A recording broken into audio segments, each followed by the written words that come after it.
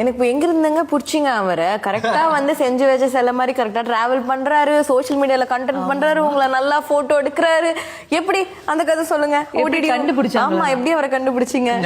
கண்டுபிடிச்சது அந்த அந்த லவ் ஸ்டோரி எங்களுக்கு சொல்லுங்க. லவ் ஸ்டோரி எல்லாம் சிம்பிளா தான், ரொம்ப ஸ்ட்ரெயிட்டா. நாங்க 2 பேரும் ஒன்னா சீரியல் நடிச்சிட்டு இருந்தோம். ஸோ அப்போ எனக்கு பார்த்துச்சு, அவங்கள பிடிச்சிச்சு, நான் டைரக்டா கேட்டுச்சு.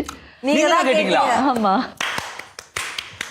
இவ்வளோ விஷயங்கள் பெண்கள் கத்துக்கிறீங்களே, ஃபர்ஸ்ட் நம்ம தான் வந்து ஃபர்ஸ்ட் ஸ்டெப் எடுக்கணும்ன்றதையும் இவங்களை பார்த்து கத்துக்கங்க.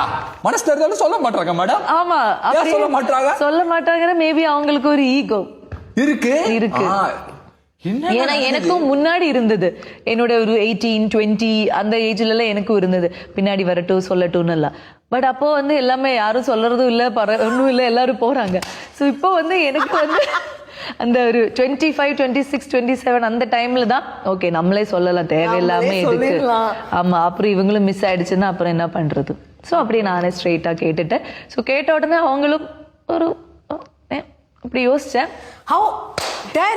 எப்படி யோசிக்கலாம் கேட்டதும்? யோசிக்கலாம்னா திடீர்னு வந்து உங்களுக்கு பிடிச்சிருக்கா, கல்யாணம் பண்ணலாம்னா கேட்டா ஒரு இது இருக்கும்ல.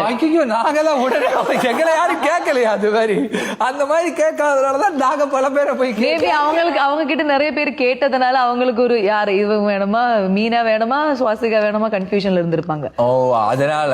பட் இருந்தாலும் பாருங்க, அவர் வந்து உங்களை சூஸ் பண்ணிருக்காரு. ஆமா, சூஸ் பண்ணாங்க. அதுக்கப்புறம் ஒரு 4 years அந்த ரிலேஷன்ஷிப் அப்படி போயிடுச்சு. அதுக்கப்புறம் நாங்க ஃபேமிலியா பேசி கல்யாணம் அப்படி வந்துருச்சு.